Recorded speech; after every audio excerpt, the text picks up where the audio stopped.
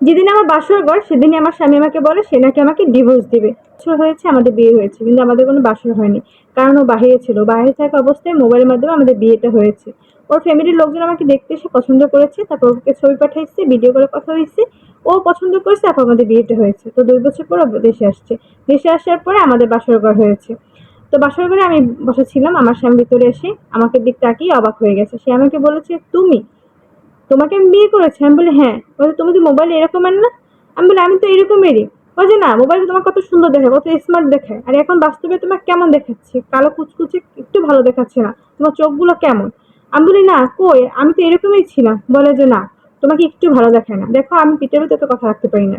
আমি এতদিন বাইরে ছিলাম, আমি চেয়েছি আমার বউ খুব সুন্দরী হবে, আর তোমাকে আমি মোবাইলের মাধ্যমে দেখে খুব সুন্দরই মনে করেছিলাম, কিন্তু তুমি যে এমন, সেটা জানা তোমাকে আমি কখনো বিয়ে করতাম না। আমি তোমাকে ডিভোর্স দিতে চাচ্ছি। আমি বলি তুমি এসব কি বলছো? 2 বছর হয়েছে বিয়ে হয়েছে, তোমার সাথে আমি একদিন থাকতে পারিনি। আজ তোমার আমার বাসর ঘর, বাসর ঘরে তুমি আমাকে এইসব কথা বলছো? বল যে ঠিকই বলছি, তোমার সাথে আমি আর থাকতে চাই না, তোমাকে আমি ডিভোর্স দেবো, কালকে সকালে তোমাকে আমি ডিভোর্স দেবো। এই কথা বলেই ও নিচে বিছানা পেতে ঘুমাই পড়ে, আর আমি খাটের উপরে বসে সারা রাত কান্না করি। তো সকাল হতে আমি ফ্রেশ ট্রেশ হয়ে সুন্দর একটা শাড়ি পরে ডাইনিং রুমে যাই। তো আমি নাস্তা টাস্তা বানাই, ডাইনিং টেবিল সাজাই। এর ভিতরে ও ঘুম থেকে উঠে গেছে, তো ঘুম থেকে উঠে ও ফ্রেশ হয়ে বাহিরে এসেছে নাস্তা করার জন্য। ডাইনিং টেবিলে বসে সবাই নাস্তা করতেছিল।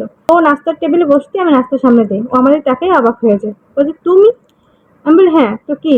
তারপর আর কোনো কথা বলে না। তারপর ও নাস্তা টাস্তা করে আমাকে রুমে ডাকবে। তো আমি রুমে যাওয়ার পর ও বলে, তুমি তো অনেক সুন্দর, তো কালকে রাতে তোমাকে অভাবে দেখাচ্ছিল কেন? আমি বলি কিভাবে দেখাচ্ছিল কালকে রাতে আমাকে? বলে কেমন জানি দেখাচ্ছিল। আমি বলি তা তো আমি বলতে পারি না। তো তোমাকে কালকে রাতে একটু সুন্দর দেখে না, এখন তো তোমাকে অনেক সুন্দর দেখাচ্ছে, যেমন আমি মোবাইল দেখেছি তার চেয়ে তুমি অনেক বেশি সুন্দরী। আমি বলি ও তাই, এখন আমাকে সুন্দর দেখাচ্ছে? বলে যে হ্যাঁ। আমি বলি মনে হয় মেকআপের কারণে কালকে আমাকে ওভাবে দেখাচ্ছিল। বলে হয়তো বা হবে। তারপর ও আমাকে কাছে টেনে বসাচ্ছে, আমি ওর কাছে আর বসতে চাই না। আমি বলি তুমি আমার রূপ দেখে আমাকে ভালোবেসেছিলে, আমাকে তুমি ভালোবাসোনি। কালকে সামান্য মেকআপের কারণে আমার চেহারা নষ্ট হয়ে গেছে, তাতে তুমি আমাকে ডিভোর্স দেওয়ার কথা বলেছো, আর এখন আমাকে আবার ভালো দেখাচ্ছে, তাই তুমি আমাকে আবার কাছে টেনে নিচ্ছ। আমি তোমার সাথে আর থাকবো না, আমি তোমাকে ডিভোর্স দেবো, তোমার আমাকে আর ডিভোর্স দেওয়া লাগবে না।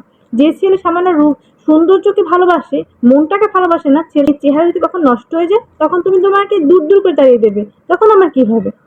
যে আমাকে সত্যিকার ভালোবাসে আমি তার সাথেই থাকতে চাই, তোমার সাথে থাকতে চাই না। দরকারে সারা জীবন আমি একা থাকবো, তারপর তোমার সাথে থাকবো না। তারপর ও ওর ভুল বুঝতে পারে, তারপর ওর ভুল বুঝতে পারে আমার কাছে মাপ চায়, সত্যি আমার অনেক ভুল হয়েছে, তুমি আমাকে মাফ করে দাও। কি আর করার, যেহেতু সে আমার স্বামী, তাকে তো মাফ করতেই হবে। আমি তাকে মাফ করে দিলাম। আলহামদুলিল্লাহ খুব ভালো আছি, সে আমাকে এখন প্রচন্ড ভালোবাসে। আমার সাথে সে একদিন কথা না বলতে পারলে থাকতে পারে না। সবাই দোয়া করবেন আমাদের জন্য, আমরা যেন বাকিটা জীবন একসাথেই কাটাতে পারি। আসসালামু আলাইকুম, আল্লাহ হাফেজ।